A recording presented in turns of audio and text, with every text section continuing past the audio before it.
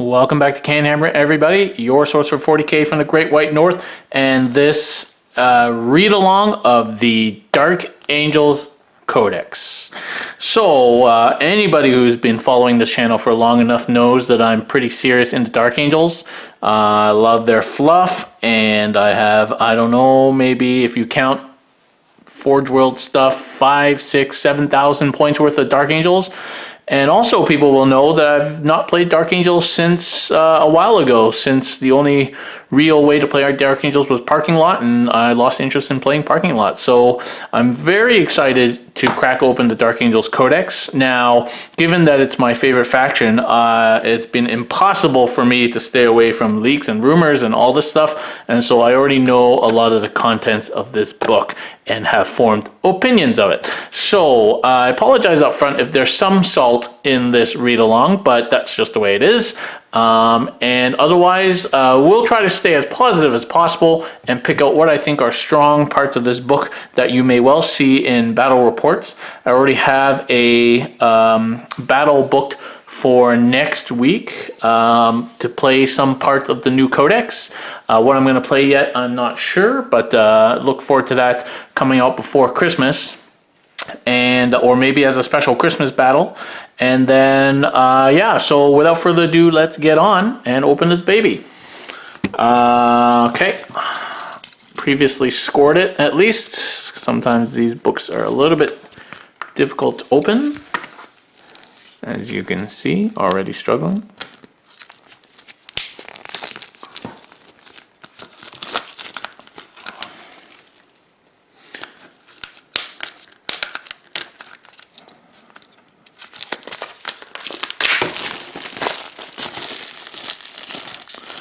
It's hard to open the book as it is to read the Dark Angels.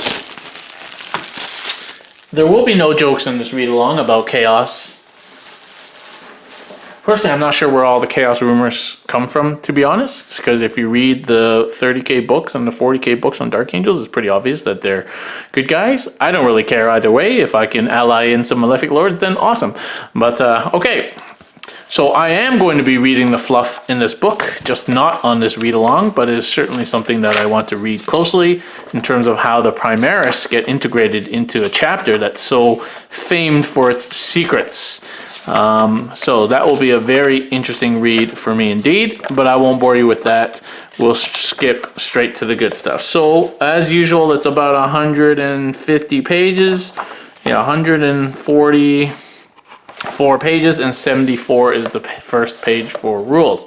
So here we go. So this usual stuff about keywords and Dark Angels, they shall know no fear. And so the first thing is Jink. So Jink has been improved. It used to be if Ravenwing units, or units with Jink, which was Ravenwing, if they advanced, they would get a 5+ invuln, and now that goes to 4+, and obviously it's against shooting only. So that makes Jink that much better. A 4+ invuln is way better than a 5+ invuln. 50% chance of saving all damage, and that makes it worthwhile. And as you'll see later, there are some things that make advancing worthwhile as well. So the new Jink, obviously you can't be unhappy with the new Jink because it's better than the old Jink. Sure, it's not a 2+ rerollable, but those days are gone. Inner Circle. So Inner Circle, of course, applies probably to mostly Deathwing units, maybe some Ravenwing units, because these are the elite of the Dark Angels chapter, as well as all the HQs. And so Inner Circle means you automatically pass morale tests, and you reroll failed hit rolls against fallen units, fallen keyword. So the first part is, you might as well take it. It's a free auto pass morale. Not having to take morale tests can be important, especially if you're dealing with multi-wound expensive models. So Deathwing Terminator squads, Ravenwing Black Knights. It's pretty nice to not have to worry about morale. Rerolling against hits is going to be in there for fluff reasons, just like Eldar get their rerolls against Lanesh. Nobody plays Fallen, and so that makes it more useless, and I doubt anybody's going to be playing Fallen in the future unless they get their own codex or something. So, but it is what it is. The first part is decent. And here we go. War gear lists of note, just like in the Space Marine Codex, the Dreadnoughts have lost their autocannons and stuff. Okay, So I do have the index here to compare if we need to. Let me just tilt the camera up a little bit. Okay, so here we have Azrael. Azrael is pretty much the same. Nothing has changed on Azrael except for the line helm rule. So his 4+ invul no longer applies to vehicles. So I think that probably puts the dagger in Dark Angel's parking lot.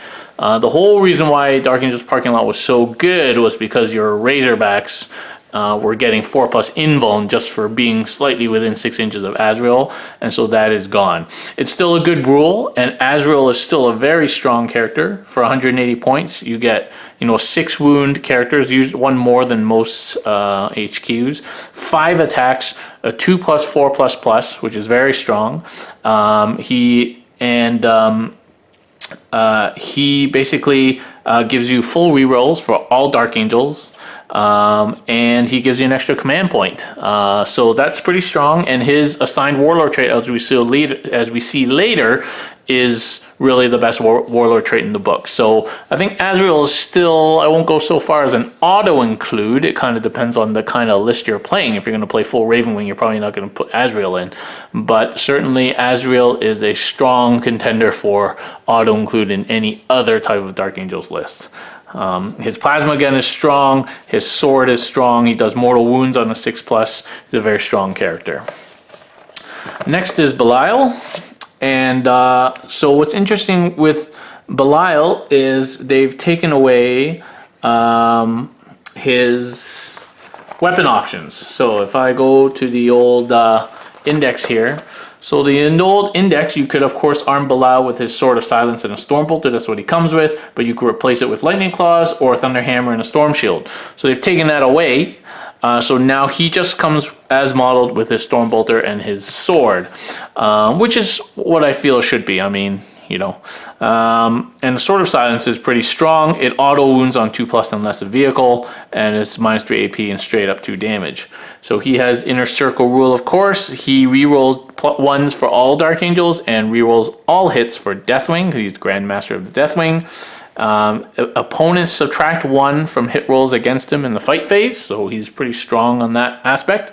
He has a 4+ invuln, and of course he can teleport in like all Deathwing. So I think he's a pretty strong character for running Deathwing. I don't think you would see him in any other list. Sammy, all right, so Sammy, everybody thought that we were losing Sableclaw, but here he is, Sammy in Sableclaw, and in fact Sableclaw's gotten a little bit better. So Sammy himself is pretty much, Sammy on Corvex is pretty much unchanged. He's still T6 with 6 wounds, a 3+ save, and a 4+ invuln. Moves 14, auto advances 2d6, I believe. Yeah, switch movement 2d6 for advancing, which is pretty sweet. And then he, of course, gives Ravenwing full rerolls, and all Dark Angels reroll 1s. He has his Raven Sword, which of course is double strength, so it's pretty strong if he charges, and he has his Rapid Fire 4 Twin Stormbolter and a Plasma Cannon. So he is pretty much unchanged, and I believe his points are unchanged as well.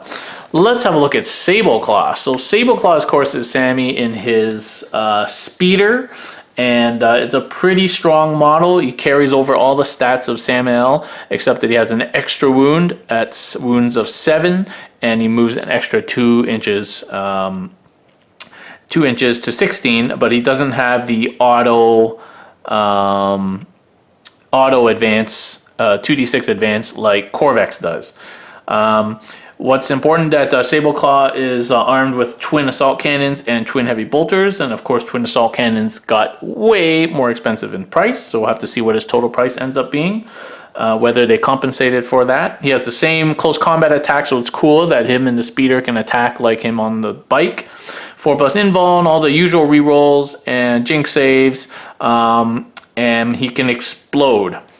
But the biggest change is, so he's a character on a Speeder, but in the index it says specifically that you could still shoot him, which made him pretty much useless in today's meta. He would have died instantly. You've lost a pretty expensive reroll or a buffing character, but now they've taken that away. So he is a character speeder that you cannot shoot unless he's the closest model, and which gets even stronger with the current iteration of character rules as per chapter approved. So I think Sableclaw is definitely a consideration.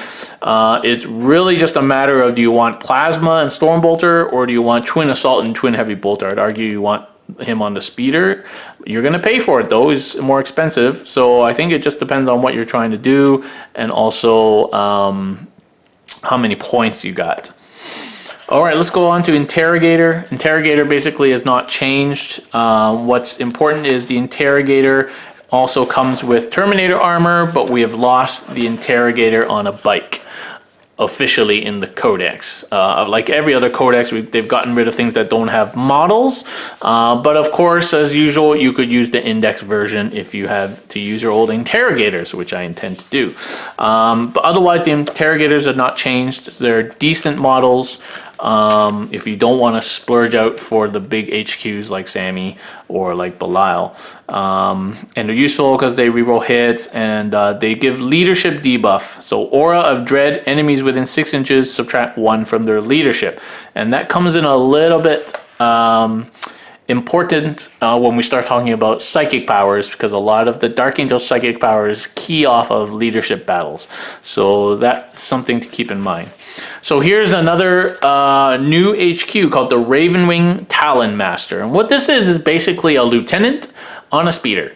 So it's basically a speeder. It's very similar to Sableclaw, except that BS skill is only 3 instead of 2+. And it has only 6 wounds instead of 7, only 4 attacks, and otherwise has a 3-up save, and does not have an invuln.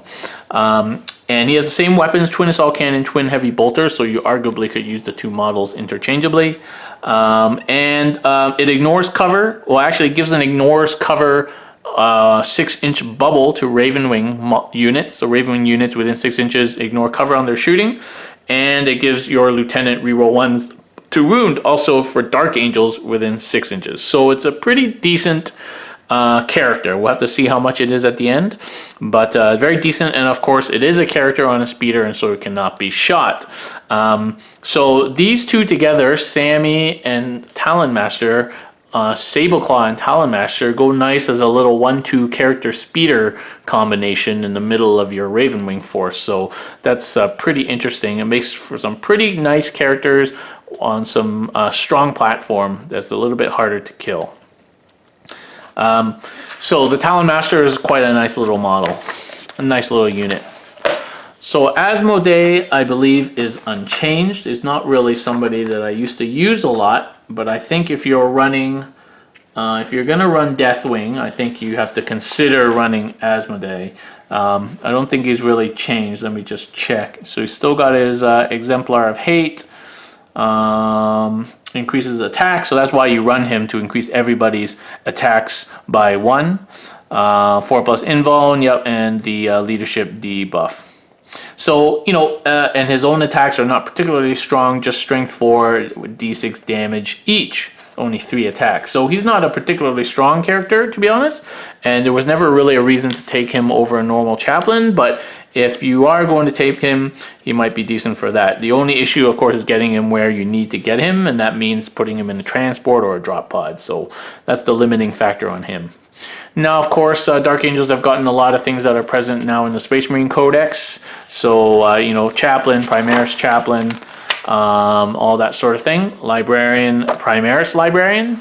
Let's have a look at Ezekiel. So Ezekiel, I believe, has not changed from the index. He's still the top Psyker in Dark Angels, and probably one of the better Imperium Psykers in the game.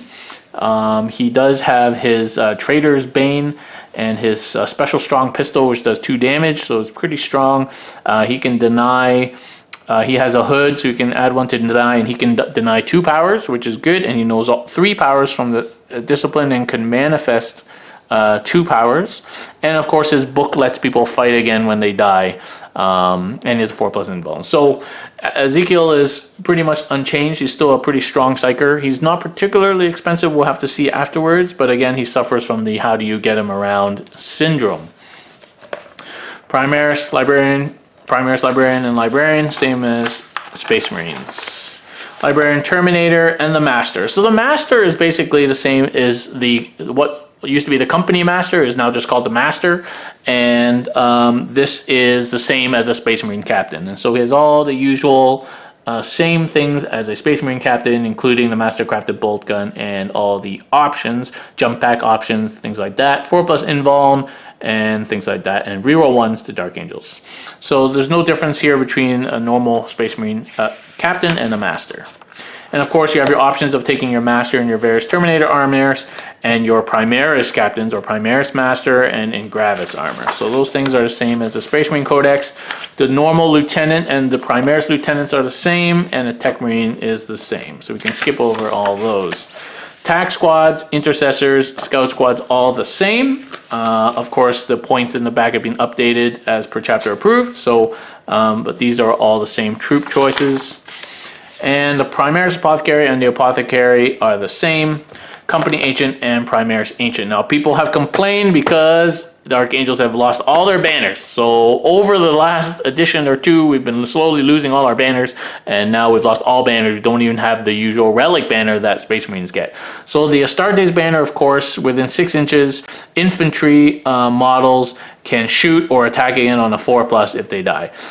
So that's standard sort of company banner that everybody gets. And of course, you have the company Ancient, and then you have the Primaris version, which just gives you extra wound and extra attacks. Otherwise, the banner is unchanged.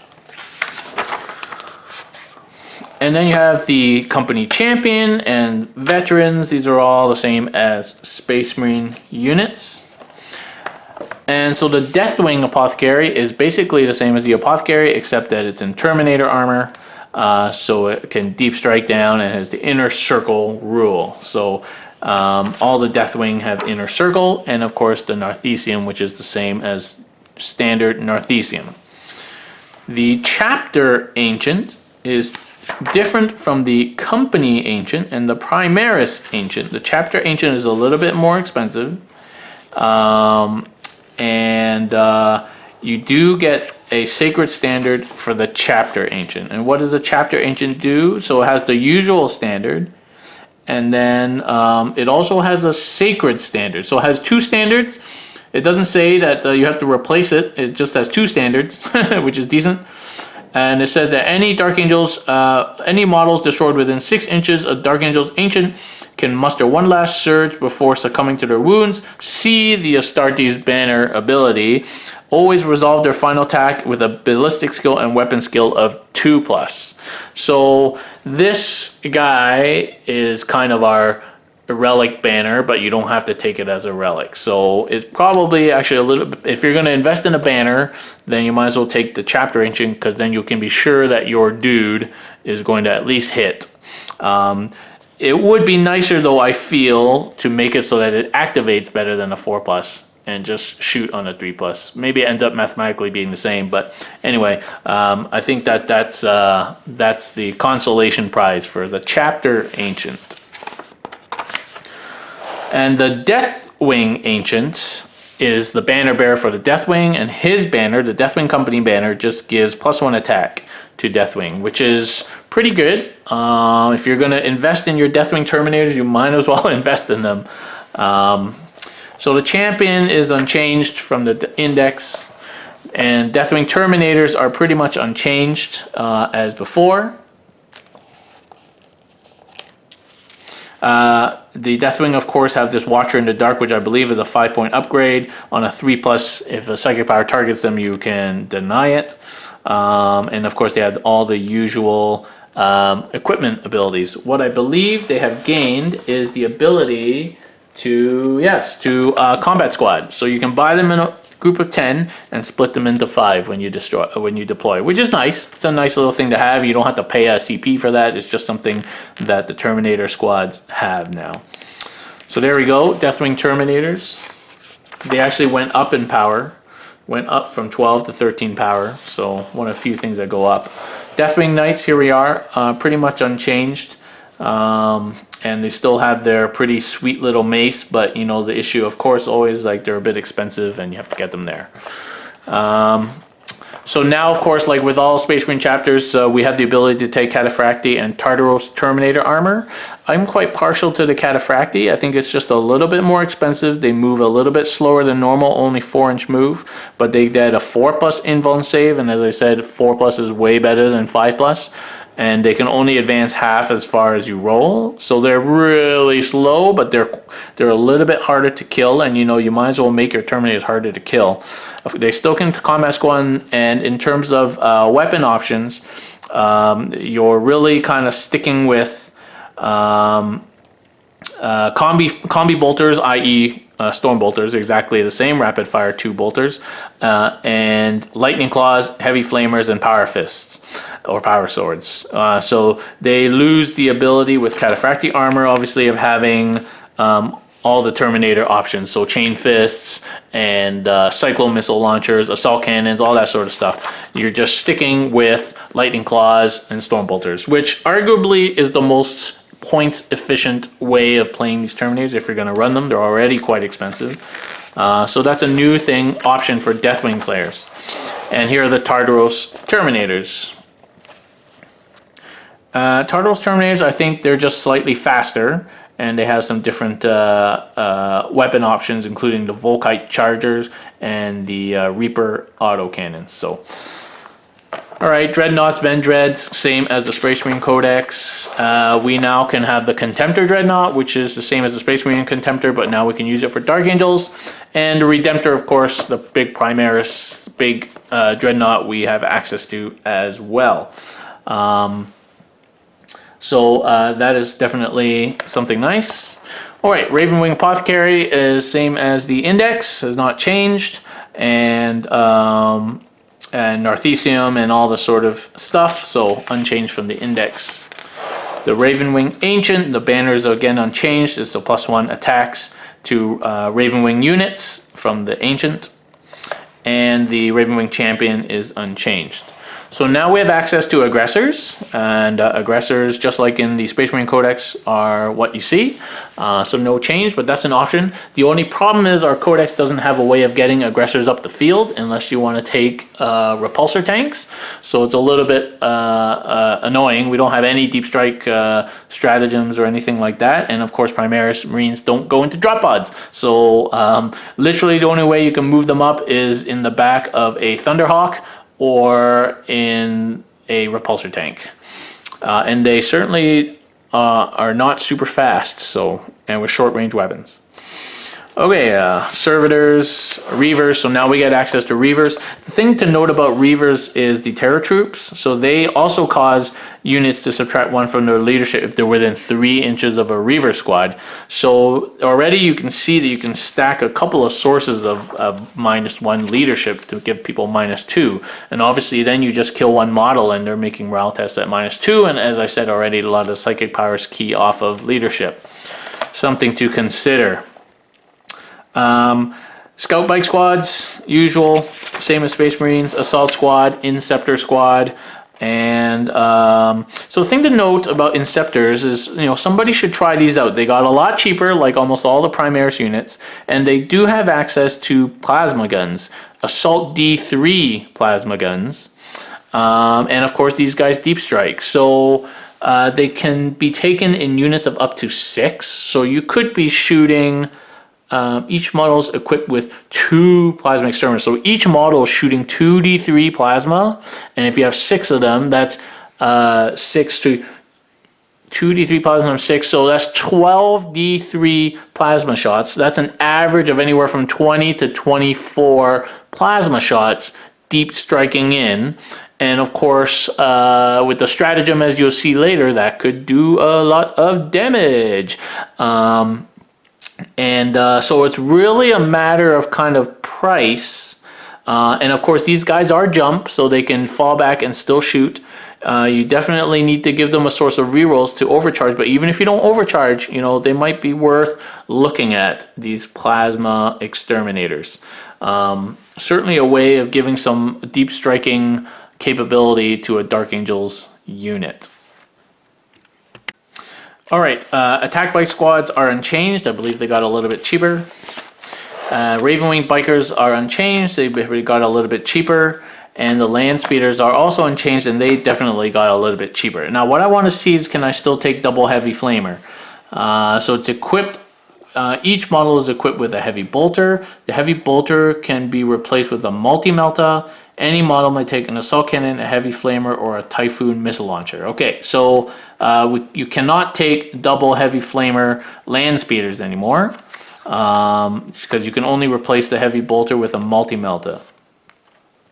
And you can just take one heavy flamer. Okay, so that's too bad. I think probably then you just leave it cheap and you put the heavy bolter and a heavy flamer on, or you go full hog and you put on, you leave the heavy bolter and you put on Typhoon missile launcher. Yeah, so I think they got significantly cheaper. We'll have to look afterwards. So here's the Dark Shroud. The Dark Shroud is unchanged, and its ability is still good. And Landspeeder Vengeance is still crap. Even with the plasma, first of all, you wouldn't waste that one time a phase stratagem to shoot with this thing when you could shoot with like 10 Black Knights or some Hellblasters or something, you know? Because this thing still kills itself, tries to kill itself if you overheat, and then you can't use that weapon again. So it's still really bad.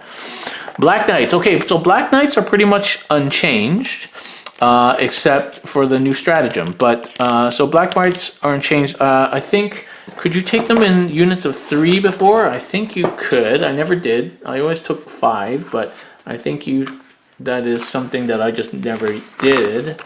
Black Knights, yeah, so you can take them just in units of 3 with a Huntmaster and 2 Black Knights. So that's something to consider for small little roving units.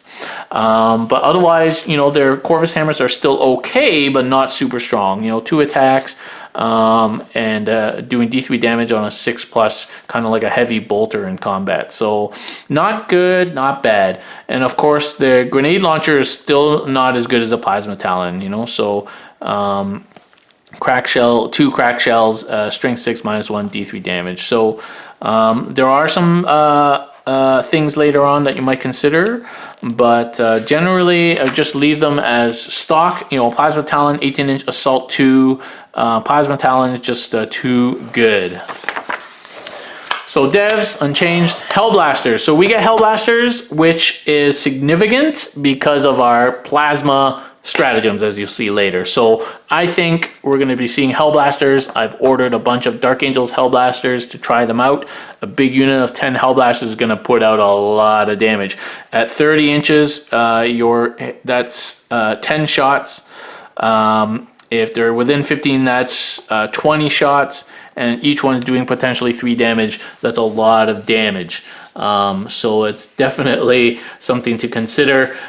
Pretty hard to kill with 2 wounds, 3-up save, Azrael standing nearby for rerolls, and a 4-up invuln. I mean, it's going to be pretty dug in. So I think that's the new gun line for Dark Angels, is Hellblaster gun line, as opposed to las cannons or tanks.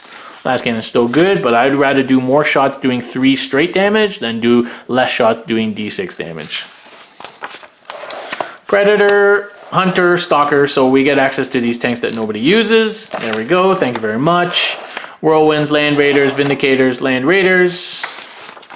Land Raiders, Rhinos, Razorbacks. Dropaz, Land Speeder, Storm, and the Repulsor tank, of course. Too bad the Repulsor tank doesn't have any plasma on it. Doesn't really fit with our chapter, does it? Okay, the Dark Talon. The Dark Talon is here, unchanged. It's pretty much the same. It's still a very useful flyer. It's fast. It can hover, which is key. It has strafing run, so it hits ground targets with a +1, so that negates a lot of the heavy damage, a heavy weapon penalty. Of course, it has -1, and with the Dark Shroud, it's -2 to hit. It has this extra mortal wound output on the Rift Cannon, and it has 2 Hurricane Bolters, which unfortunately went up in price. So the Dark Talon is still, I think, the flyer of choice. The Jet Fighter is still decent, but once you add on all the weapon upgrades, it's a little bit too expensive, and certainly the Dark Talon does as much damage and can hover, which adds a lot of flexibility for using your flyer to be able to hover. and of course we get access to the Storm Raven. So it remains to be seen if we're just going to start seeing Azrael Plasma Gunline with Storm Ravens, just like we see Guilliman Gunline with Storm Ravens, or maybe we won't see any Storm Ravens at all, or Storm Ravens fallen out maybe a little bit in favor now with the decrease in price of Fire Raptors, but of course if you play in no Forge World environments, then the Fire Raptor doesn't help you. So we might start seeing a bunch of Storm Ravens appearing in Dark Angels lists. Alright, those are the data sheets. As always, we're going to jump straight back to the points. Let me open up my index here. I remember most of the points of the units that I use, but not all of them. Okay. So, let's see. Interrogator is down 5 points, which is good in all his forms. Obviously, he doesn't have a bike form anymore. Librarian, as in chapter approved, is down to 88 points, which is good. Same with in line with all the other Space Marine chapters. The Master is 74, and I believe that's the same as a captain was. Let me see, Space Marine Captain 74. Yeah, so the Master is the same price in all his variations. And the Talonmaster is 123. So a speeder is 70 points. So the Talonmaster is 123. A normal speeder is 70 points. And a lieutenant is 60 points. So that's 60 plus 70. Speeder is now 70 points. So that is actually a 7-point discount on just buying a lieutenant and a speeder, and of course it becomes a character. So that's good. And then on top of that, you got to add, though, the twin assault cannon, which is 44 points, and the twin heavy bolter, which is 17 points. So 44, 17, 54, 61 points. So this comes out to $184 for a Talonmaster. I guess that is okay for a probably hard to kill buffing character, so reroll ones to wound, and it's going to kill a bunch of stuff with a twin assault cannon and a heavy bolter. So we'll have to see if that ends up being too expensive. If you compare that to Sammy, of course, it's a little bit cheaper than Sammy, but it doesn't quite do the same as Sammy. So there we go. The Talonmaster is 184 points fully loaded. And that's mostly because the assault cannon has gone up in price so much. Otherwise, it's fairly competitive price. Okay, so let's see what else. So the Inceptors, of course, have come down as per chapter approved, so they're only 25 for 3. So let's see, the Plasma Incinerators that they rock are 15 Exterminator, 17, so they got 2 of them, so it's 34 points plus 25, so 59 points for a deep striking 2d3 plasma shot, which is not too bad. And so you take a unit of 3 to 6 of those, that might be worthwhile trying out. So Ravenwing Attack Bike Squad has gone down 35. They used to be 45, so attack bikes have gone down 10 points, which I seriously think they needed to. Normal bikers have gone from 32 down to 25, which is great. So that's good for normal bike squads. And do we still have to pay for those twin bolt guns? Twin bolt guns, still 2 points for all these bikers, so yeah. And then the Black Knights have gone down from 50 to 46, which is not a huge drop. I mean, any drop is good, but I don't feel it's a big enough drop for Black Knights. They may still be too expensive.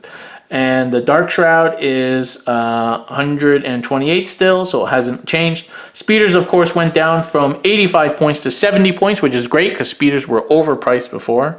And yeah, so that's good.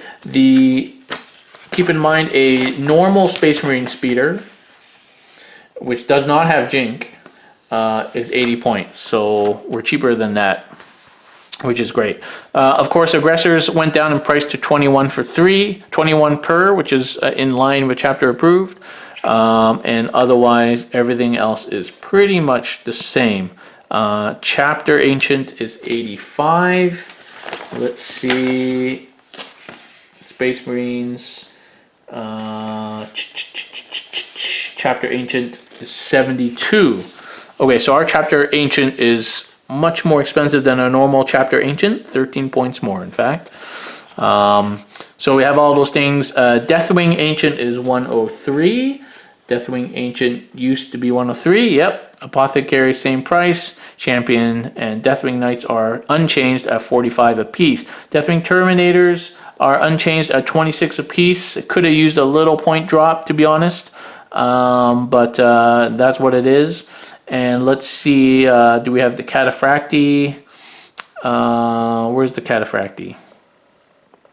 Deathwing Cataphracti is 30 points, which is the same as Space Marines. So 30 points, 4 points more for the extra invuln save, which personally I feel is worth it. On an already expensive unit, what's another 40 points? And then Tartaros there, Dreadnought, Primaris Ancient, Apothecaries, Ravenwing Ancients, probably the same. Ravenwing 117. Oh no, Ravenwing Ancient has gone down 5 points. The Apothecary is 92, so that's gone down 5 points. And the Champion is probably down as well. Nope, Champion is the same price. Alright, so Ravenwing characters went down, which is good. Redemptor Dreadnoughts the same. Reavers, Servitors, and the Vendread. Alright, Intercessors, of course, are cheaper. They're now only 18 points. They're getting cheaper and cheaper to a tactical squad. So that's only a 5-point difference now between your Intercessors and your Tacticals.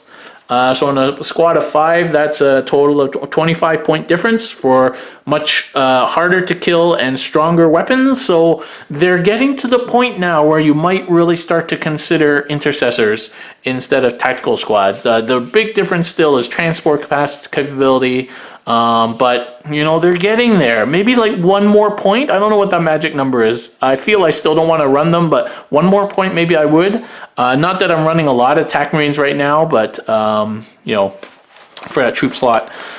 Certainly Scouts are still the better troop to take. They serve so many purposes.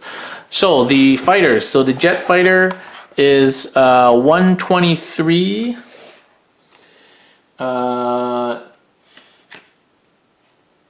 So that's the same price, but then of course you add las cannons and everything to it and it goes up to like 180 something.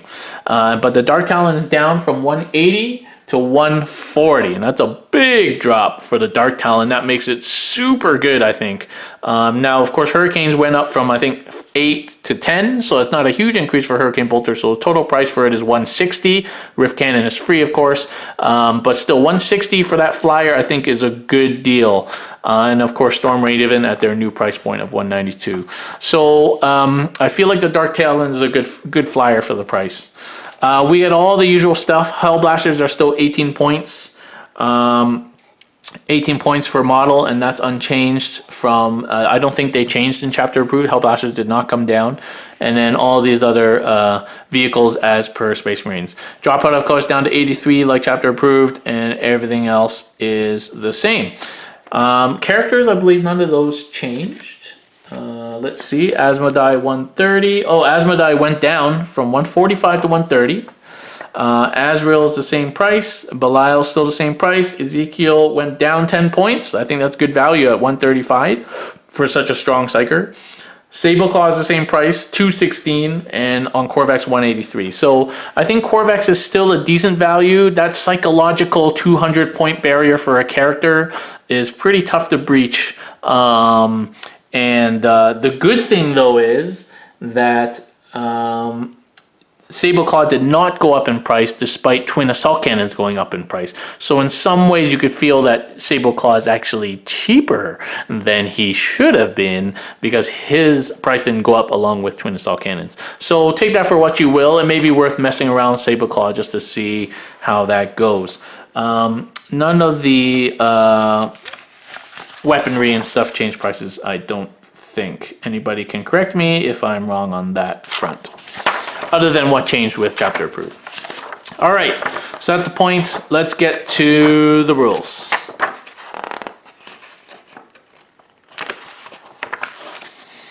Okay, Angels of Death.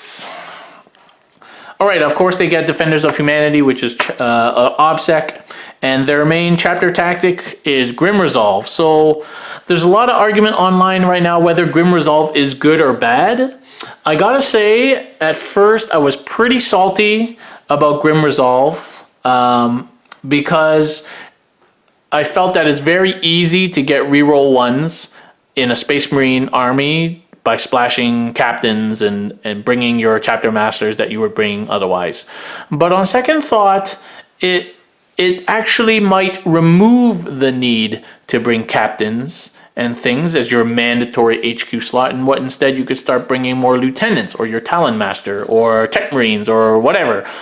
So it might actually be a good thing. And you know, if you got your bunch of Hellblasters sitting at the back and maybe you don't have enough points for Azrael, but if they don't move, they already get their native reroll ones. So it might actually be a useful thing. You've got some scouts sat on an objective, they never move, they're rerolling ones. Same with Overwatch, so it affects Overwatch as well, which I guess pays homage to their old sort of full ballistic skill Overwatch thing. So I think actually that part of Grim Resolve is nice to have. I'm not going to argue with it. I have it and everybody has it, which is great. The other part of Grim Resolve is that you basically have a commissar for all your units, so you can never lose more than one model for failed morale tests. Now, this part is a little bit less useful.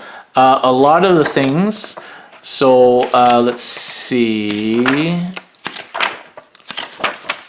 A lot of the things that you don't want to lose more than one model, for example, Deathwing, Terminators, or Black Knights, these things already have inner circle, so they're immune to morale. So it becomes not that useful for the stuff that you really want to save.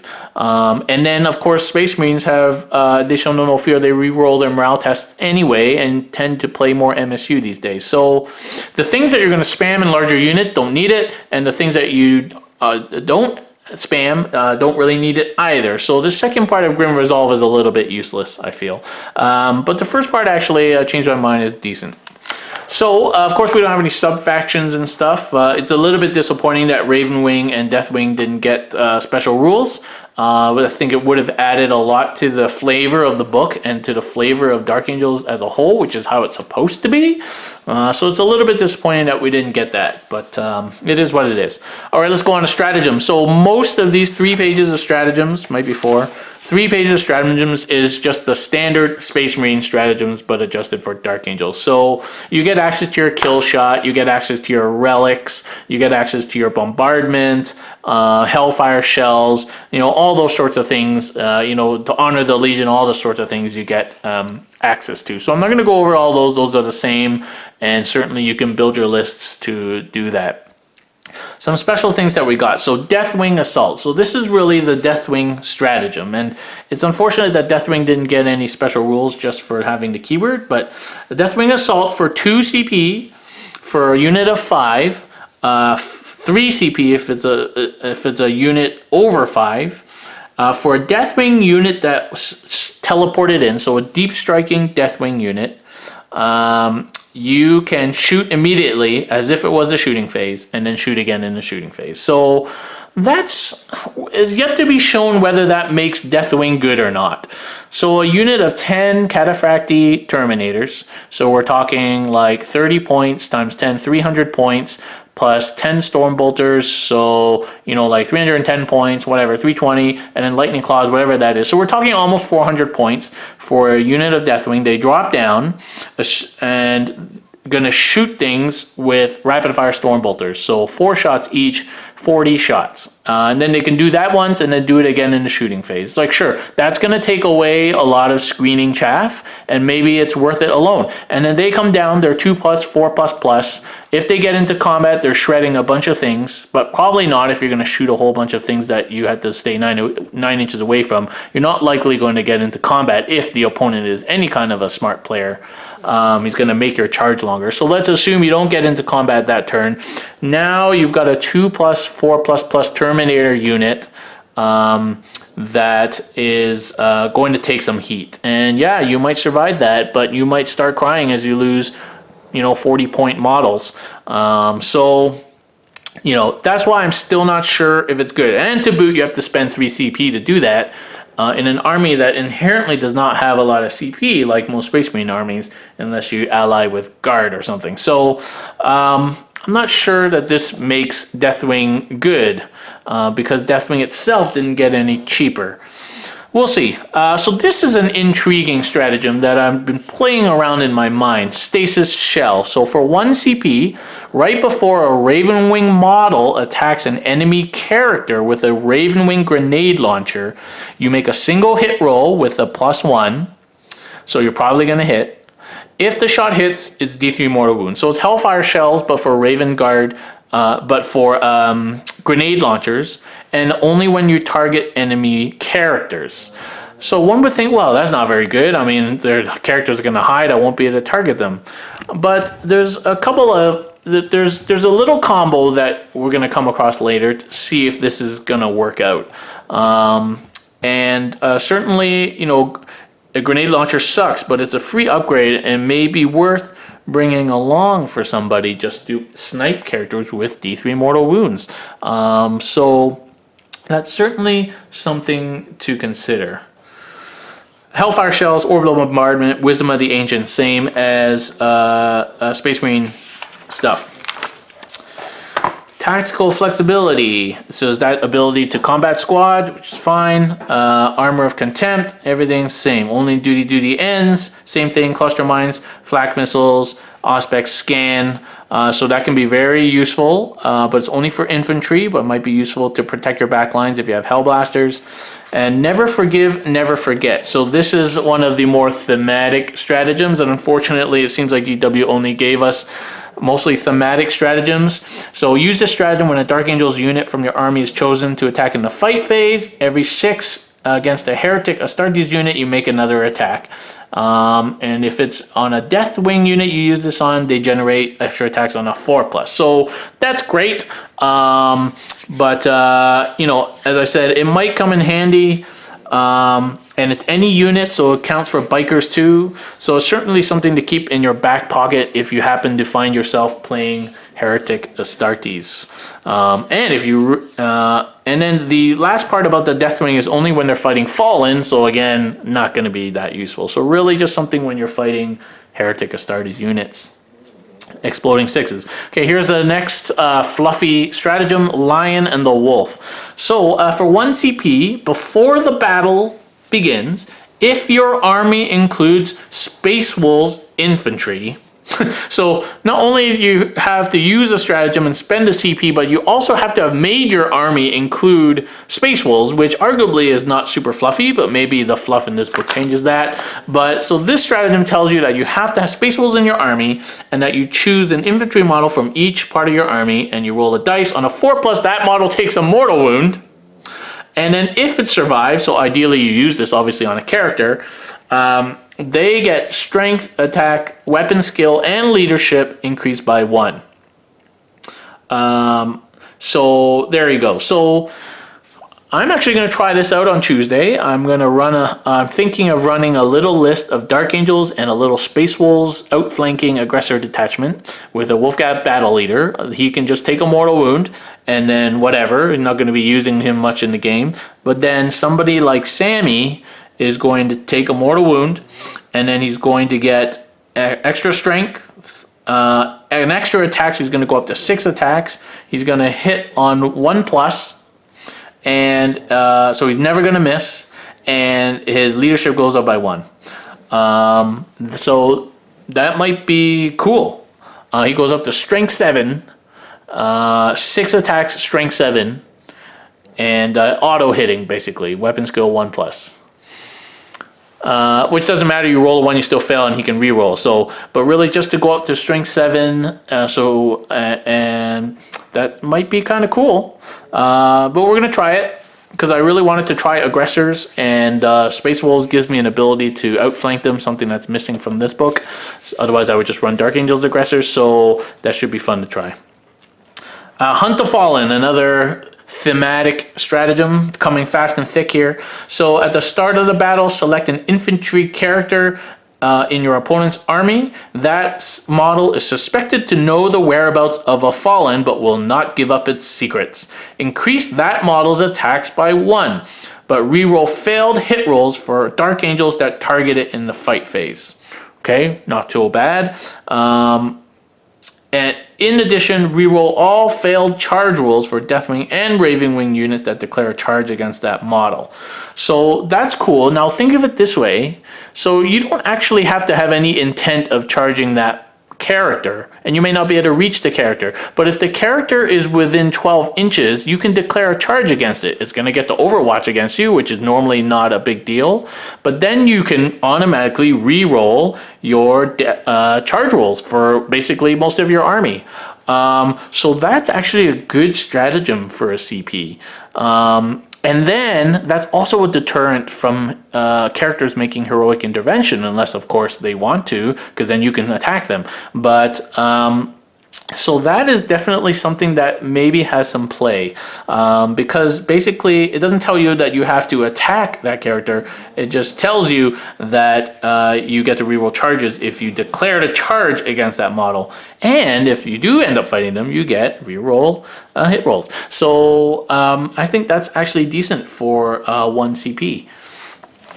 All right, so data link, of course, is the one where the speeder lasers the target and the whirlwind automatically hits. Now, that might actually come into handy in the Dark Angels army if you happen to be running Ravenwing speeders. But you also have to be running whirlwinds, so there we go. So here, weapons from the Dark Ages. So for 1 CP, any Dark Angels unit in the shooting phase increase attacks in your shooting phase, increase the damage characteristic of all plasma weapons by 1. Plasma weapons equals anything with the word plasma. Plasma pistol, plasma talon, plasma incinerator, etc. So this is the strategy that's going to make or break Dark Angels in 8th. Either this is really good and keeps them semi-competitive, probably not top tier, or this is really not as good as everyone thinks and it's going to fizzle out. And really, we got nothing else that's going to help us. Now, given that plasma is so strong anyway, I suspect that this is going to be really good. 3 damage plasma. Hellblasters shooting 3 damage each. Oh, Black Knights that can shoot 3 damage each with Assault 2. So 6 damage potential from each Black Knight. Oh, that is strong. So we're talking... so this has the potential to be super strong. And as I said before, Inceptors deep striking in 12d3 plasma shots, each doing up to 3 damage. Oh, that could be strong. So definitely something to watch out for. Now keep in mind that plasma talons and the Inceptors have plasma weapons are assault, so they can advance and still shoot, albeit at a -1. So even when you don't supercharge, you're still doing 2 damage a shot. So that's pretty good. So for 1 CP, you're that's what you're saving your CP for every turn. You pick a unit with a lot of plasma in it and you murder something. So that's a great stratagem. Intractable. So for 2 CP, any Dark Angels unit that falls back can still shoot this turn. So that's very strong. So now you combo this with this, and yeah, you're doing good work. Empiric channeling. So use this stratagem at the start of a psychic phase. So that's the same as the Space Marines. Same as the Space Marine stratagem, and that's fine. Speed of the Raven for a CP.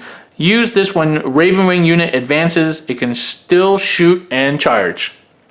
So super strong. 10 Black Knights, move up 14, auto advance 20. They can still shoot. It's arguing online right now whether advancing and shooting an assault weapon still gives you the -1, or whether this negates that penalty from advancing. Personally, I feel like they still get -1. But anyway, so they move forward, they advance, so they move 20 already. They get to shoot their 18-inch 3 damage plasma, and then they get to charge. That's pretty strong. And then they're in combat. Next turn, they leave combat and can shoot again. So this is the page where it's at, really. Weapons from the Dark Age, intractable, speed of the Raven. I think this is what we're looking at here. Okay, so secret agenda. This is a fun one, and it might actually be good if you're playing Maelstrom objectives. So use this before the battle if you're playing a mission that uses tactical objectives. You get to keep your secret and only reveal them when you score them. So that could have a big impact on the game if your opponent doesn't know what you're trying to do. So that's a CP. That's interesting. Honor the chapter, of course, so you get to fight again if you need to fight again. So that might be useful. And that's 3 CP as it is in the other codexes. So here's a Deathwing stratagem, Fortress of Shields. So your Deathwing unit has to have at least 3 Storm Shields, so Deathwing Knights probably, and you subtract 1 from all wound rolls against that unit. So that's pretty strong. If you happen to be playing Deathwing Knights, which I don't recommend, and you happen to have gotten yourself into combat, which is great, now it becomes harder to kill you. So that's something good. Kill shot is fine. Inner Circle. So this stratagem for a CP before the battle begins, select a Master, a Dreadnought, or a Land Raider and give it the Deathwing keyword and the Inner Circle ability. So basically, the Inner Circle ability doesn't really help you, so you can reroll against Fallen, doesn't help you, and you're immune to morale, which doesn't help you if you're 1 Master, 1 Dreadnought, or 1 Land Raider. So that's pretty much pointless. Now, gaining the Deathwing keyword, what does that give you? That means that you benefit from Ancients or Apothecaries or Belial buffs, and that's about it.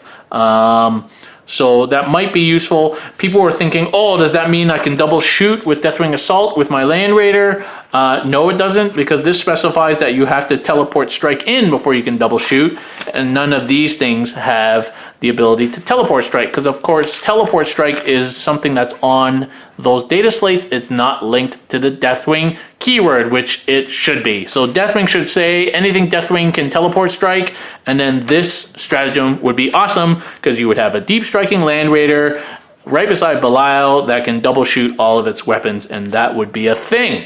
But unfortunately now it doesn't. You could deep strike a Leviathan Dreadnought and double shoot it, but it doesn't. So this stratagem is not worth the CP, to be honest. Missed opportunity there to have a real nice combo. Okay, Warlord traits. There's really not much that's good. So Fury of the Lion, if your Warlord was charged or performed heroic intervention, adds 1 to the strength. So not that great. Courage of the First Legion, auto pass morale tests, which is pointless because all those Warlords already, Inner Circle and reroll morales, and it's really not good. Brilliant Strategist. So you get 1 free reroll per game, so that's fine. That's like a free CP, and you get D6 on a 5+ every time you spend a stratagem. You get a command point back, so that's good. And I think this is probably the auto take one, and this is the one that automatically comes with Azrael. Huntsman. So this is an interesting one. So your Warlord can fire pistol, assault, rapid fire, or grenade weapons at characters, even if they're not the closest model. And they can also move towards characters when they heroically intervene instead of the closest model. So that has interesting. So I was thinking, okay, so you play your Ravenwing Apothecary as your Warlord. You give him Huntsman. Now he can shoot characters with his Plasma Talon. That's up to 4 to 6 damage. So I guess 4 damage if you overcharge. Or you give them the grenade launcher and they can do D3 mortal wounds with that other stratagem directly to characters with a range of whatever it is, 24 inches. So that has some play. At the end of the day, though, you're wasting a Warlord trait when really what you want to do is take this one. So I feel like no matter how cool that is, you would always end up taking this one anyway. So Sammy gets automatically Master of Maneuver. Reroll dice used to determine how far Dark Angel's units advance or charge within 6 inches of your Warlord. And he is going to be hanging around bikes, and bikes automatically move 6 inches when they advance, so they don't need to roll. So that's already useless.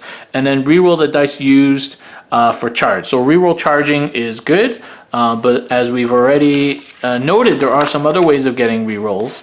But if you're going to run Sammy as your Warlord, you have no other choice. You have to take this, so just see it as a reroll charge. I felt his previous Warlord trait was better, adding 3 to movement and charges and things. I thought that was way better. But anyway, it is what it is. Reroll charges for Sammy. And Stubborn Tenacity. So what you do, though, is you don't run Sammy as your Warlord. There's no other reason to. He can't take a relic or anything. You give it to your Apothecary or somebody else, another character, give them Brilliant Strategist, and then give a relic to somebody else. So I think that's what you do. Stubborn Tenacity. Roll the dice each time your Warlord loses a wound. It's a 6+ Feel No Pain, so not that good. All right, the relics are generally lackluster. The Heavenfall Blade is just an extra strong power sword, so not that good. Foe Smiter is a special Storm Bolter. Again, not that great. Shroud of Heroes, subtract 1 from all hit rolls against the bearer. That might have some play. The Mace of Redemption, of course, replaces a Power Maul and gives you, it's an extra strong mace, basically. D3 damage and rerolls against heretics. And Lion's Roar, of course, is the Combi Plasma, which you can still kill yourself with. So, not something worth spending a relic on. And the Eye of the Unseen, enemy units within 3 inches of the bear subtract 1 from their leadership. In addition, enemy characters that start the fight phase within 3 inches of the bear can only be chosen to fight after all eligible units have made their attacks, even if they charged or have an ability that allow them to fight first. So I think that's probably the best relic. That one or Shroud of Heroes. So giving, again, another -1 leadership to people might be useful for the next page, which is Psychic Powers. So we already discussed a few ways we can lower leadership. Reavers, Chaplains, and the Eye of the Unseen. So with that now comes Interromancy. So we had Aversion. That was always the one I used, so I can't even remember the other powers that we used. That Mindworm, Aversion, and Engulfing Fear. So Mindworm is manifested on a 6. Pick an enemy unit within 12 inches that is visible, so it doesn't have to be the closest. Didn't used to be visible in the index, but now it's visible. Unit suffers a mortal wound and can only be chosen to fight in the fight phase last. So that's okay. It's just 1 mortal wound, so not a big deal. Just a little bit of added value from Smite, and you can target it. Aversion. So Aversion, of course, Warp Charge 6, and target unit within 24 inches gets -1 to all hit rolls. So that's probably still one of the auto take powers. So good. You can make someone -3 if they're targeting your Dark Talons in a Dark Shroud.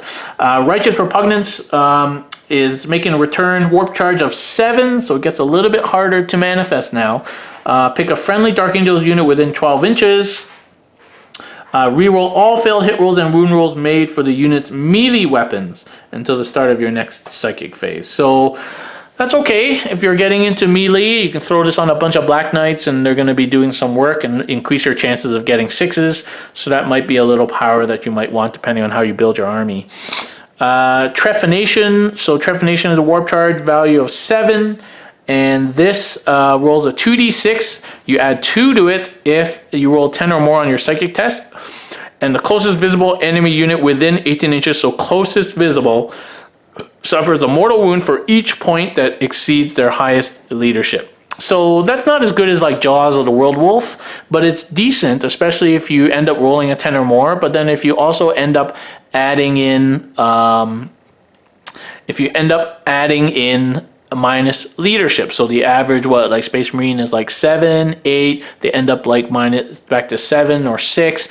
You're gonna roll, basically d6. So it's basically like smiting, but not as good, and harder to get off. It's good if you roll over 10, but then a smite if you roll over 10 is good too. So, and I don't think the stacking leadership thing is actually a viable army build. So not that useful. Engulfing Fear, warp charge of 6. If manifested, opponent subtracts must roll 2 dice and discard the lowest when taking morale tests for any unit within 6 inches of the Psyker. Not that good. Mind Wipe, warp charge of 7. Choose an enemy model within 18 inches that's visible. Roll d6 and add your leadership. If you're higher, or if the scores are drawn, so if you're higher than the enemy, they reduce their leadership, ballistic skill, and weapon skill by 1 for the whole rest of the battle. Yeah, I think so. You end up taking aversion, and then if you're running something that's going to end up in combat, you run Righteous Repugnance. But I think if you end up casting things, you're casting aversion and you're smiting. And tactical objectives. So I'm going to be getting the cards. I don't normally read these, but since I'll be playing them, I will read them. So not one step back. When this tactical objective is generated, choose either your next turn, your next 2 turns, or your next 3 turns to score 1 D3 or D3 plus 3 victory points if this objective is still active at the end of the turn you chose. This tactical objective is immediately discarded if the battle ends or if any friendly Dark Angels unit fall back or fail a morale test. Oh, wow. Okay. So if you're not in combat or you don't fall back and you don't fail any morale, and keep in mind a lot of things are immune that you want to be using are immune to morale, at the end of 3 turns, it depends on when you draw this, of course, but potentially you could score D3 plus 3 victory points for doing almost nothing. That's pretty funny. No forgiveness. Score 1 victory point if you destroyed any enemy units that were controlling an objective marker at the start of the turn. Okay? Confess. Score 1 victory point if a friendly interrogator chaplain killed any enemy models in the fight phase, or if you successfully manifested any psychic powers from Interromancy. Okay, probably easier to do that than if you don't have an interrogator chaplain, you're screwed. Seize and interrogate. Score 1 victory point if an enemy character was slain by Dark Angels in the fight phase. If your opponent's Warlord was slain, score D3 instead. Flawless strategy. Score 1 victory point at the end of your turn if 1 or more friendly Deathwing units arrived as reinforcements using Teleport Strike and were set up within 12 inches of any enemy units. If your units were also set up within 6 inches of a friendly Ravenwing unit, score D3. Okay, I mean, we were hoping that there would be some kind of strategy or way where Ravenwing would interact with Deathwing, like it's supposed to do. The bikes drive up and then the Deathwing comes in.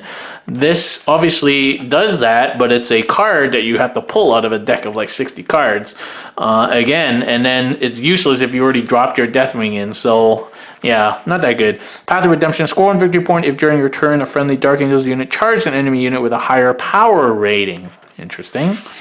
Okay. And that's it. So overall, a little bit disappointing. Not quite as obviously powerful as the Blood Angels, which just came last week. But I think there's some things in there that will play.